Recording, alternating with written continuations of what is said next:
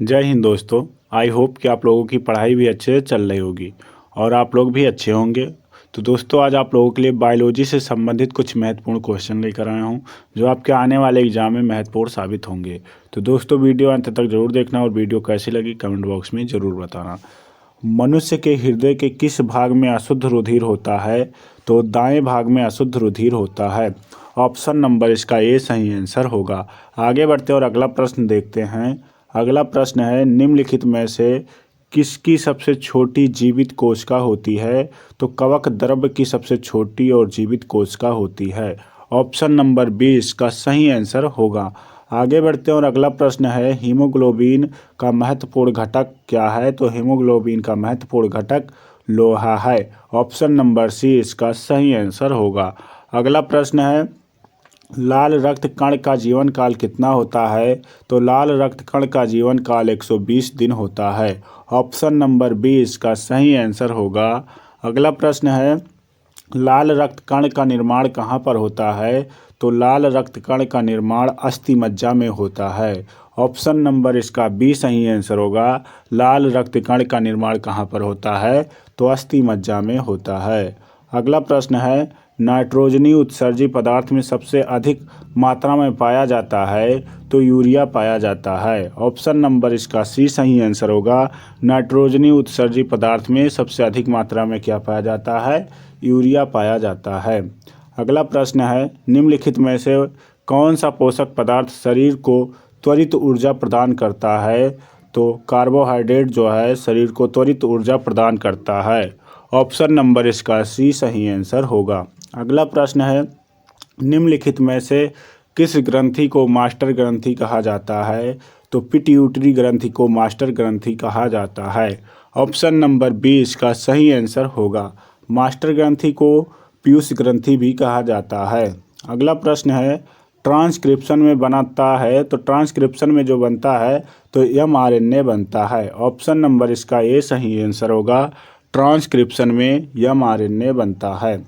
अगला प्रश्न है, आरएनए में एडेनिन किसके साथ जोड़ा बनाता है? तो एडेनिन जो होता है वो यूरेसिल के साथ जोड़ा बनाता है। ऑप्शन नंबर इसका बी सही आंसर होगा। एडेनिन यूरेसिल के साथ जोड़ा बनाता है। अगला प्रश्न है, शरीर में सभी ऐच्छिक तथा अनैच्छिक क्रियाओं को नियंत्रित करने वाला ऊतक है? तो तंत्रिका ऊतक है। ऑप्शन नंबर इसका सी सही आंसर होगा। तंत्रिका ऊतक है। अगला प्रश्न है, निम्नलिखित में से कौन सी विटामिन सूर्य की रोशनी में बनती है? तो विटामिन डी जो है वो सूर्य की रोशनी में बनती है। ऑप्शन नंबर सी इसका सही आंसर होगा। विटामिन डी जो है वो सूर्य की रोशनी में बनती है। अगला प्रश्न है, मानव शरीर की सबसे छोटी हड्डी है? तो मानव शरीर की सबसे छोटी हड्डी स्टेपिज है। ऑप्शन नंबर इसका सी सही आंसर होगा। स्टेपिज हड्डी कहाँ पाई जाती है? तो कान में पाई जाती है। अगला प्रश्न जो है, मनुष्यों में पाचन का अधिकांश भाग किस अंग में संपन्न होता है? तो मनुष्यों में अधिकांश भाग जो पाचन का है वो छोटी आंत में संपन्न होता है। ऑप्शन नंबर इसका सी सही आंसर होगा। छोटी आंत में संपन्न होता है। अगला प्रश्न है, कैप्सूल का आवरण बना होता है? तो कैप्सूल का आवरण स्टार्च का बना होता है। किसका? स्टार्च का बना होता है। ऑप्शन नंबर डी इसका सही आंसर होगा। अगला प्रश्न है, मानव शरीर में कार्बोहाइड्रेट पुनः संग्राहक होता है? तो किस रूप में संग्राहक होता है? ग्लाइकोजन के रूप में संग्राहक होता है। ऑप्शन नंबर डी इसका सही आंसर होगा।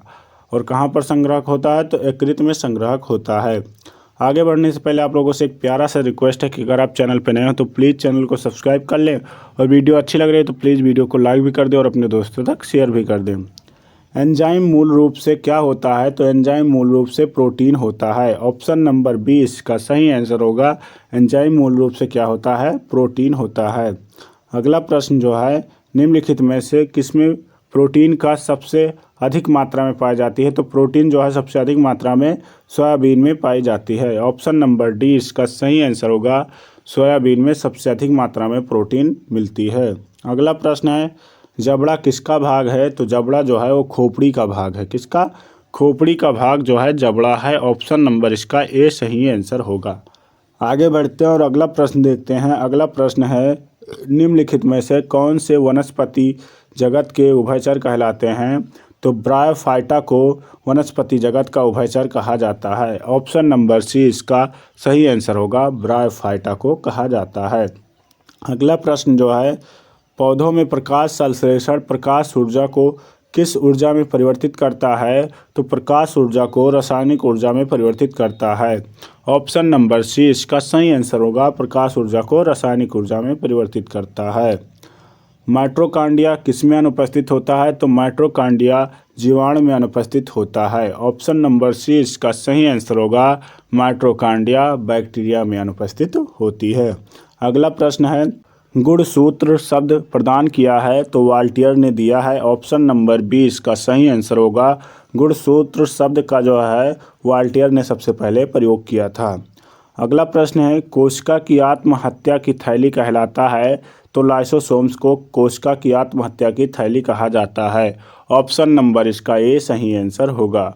आगे बढ़ते और अगला प्रश्न है, रुधिर में यूरिया की अधिक मात्रा से क्या पता चलता है? तो रुधिर में यूरिया की अधिक मात्रा से किडनी क्षति पता चलती है। ऑप्शन नंबर इसका बी सही आंसर होगा, किडनी क्षति पता चलती है। अगला प्रश्न है, प्रकाश संश्लेषण के लिए किसकी ज़रूरत होती है? तो प्रकाश संश्लेषण के लिए धूप की ज़रूरत होती है, जल की ज़रूरत होती है, क्लोरोफिल की ज़रूरत होती है। तो उपयुक्त सभी, ऑप्शन नंबर डी इसका सही आंसर होगा, उपयुक्त सभी की ज़रूरत होती है।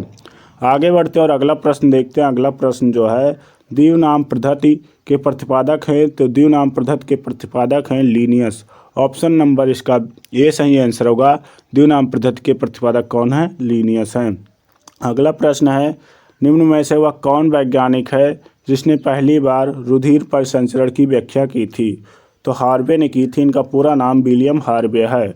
इन्होंने रुधिर परिसंचरण की व्याख्या सर्वप्रथम की थी। ऑप्शन नंबर बी इसका सही आंसर होगा। अगला प्रश्न है, अनुवांशिकी इकाई है तो अनुवांशिकी इकाई क्या है? जीन है। अनुवांशिकी इकाई जीन है। ऑप्शन नंबर सी इसका सही आंसर होगा। आगे बढ़ते और अगला प्रश्न देखते हैं। अगला प्रश्न जो है, जीन शब्द का नाम देने वाले वैज्ञानिक हैं तो जीन शब्द का नाम देने वाले वैज्ञानिक जोहानसन हैं। ऑप्शन नंबर डी इसका सही आंसर होगा, जोहानसन है। आगे बढ़ते हैं। तो दोस्तों वीडियो यहाँ पर समाप्त हुई। आप लोगों से एक प्यारा सा रिक्वेस्ट है कि अगर आप चैनल पर नए हो तो प्लीज़ चैनल को सब्सक्राइब कर लें, वीडियो को लाइक भी कर दें और अपने दोस्तों तक शेयर भी कर दें। पूरा वीडियो देखने के लिए बहुत बहुत धन्यवाद आप लोगों का। मिलते हैं अगले वीडियो में, तब तक के लिए जय हिंद, जय भारत।